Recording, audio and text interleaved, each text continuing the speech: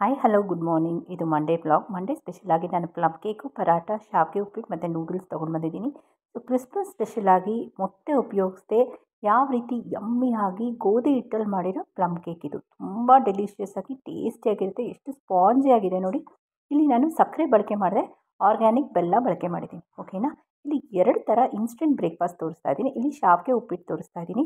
So usually ಶಾವಿಗೆನ ಬೇಯಿಸಿ drain ಮಾಡಿ ಅದನ್ನು ಉಪ್ಪಿಟ್ಟು ಮಾಡ್ತಾರೆ. ನಾನು ಈ ಥರ ಉದ್ರುದ್ರಾಗಿ ನೋಡಿ ಎಷ್ಟು ಉದ್ರುದ್ರಾಗಿ ಬಂದಿದೆ ಅಂತ. ಸೊ ಸೂಪರಾಗಿದೆ ಶಾವಿಗೆ ಉಪ್ಪಿಟ್ಟು ಜೊತೆ ಒಂದು ನೂಡಲ್ಸ್ ಮಾಡ್ತಾ ಇದ್ದೀನಿ. ಈ ನೂಡಲ್ಸು ಅಷ್ಟೇ ಸಖತ್ ಯಮ್ಮಿಯಾಗಿ ಟೇಸ್ಟಿಯಾಗಿದೆ. ಎಲ್ಲೂ ನಾನು ಟೇಸ್ಟ್ ಮೇಕರ್ ಆಗಲಿ ಸಾಸಸ್ ಆಗಿ ಬಳಕೆ ಮಾಡಿಲ್ಲ.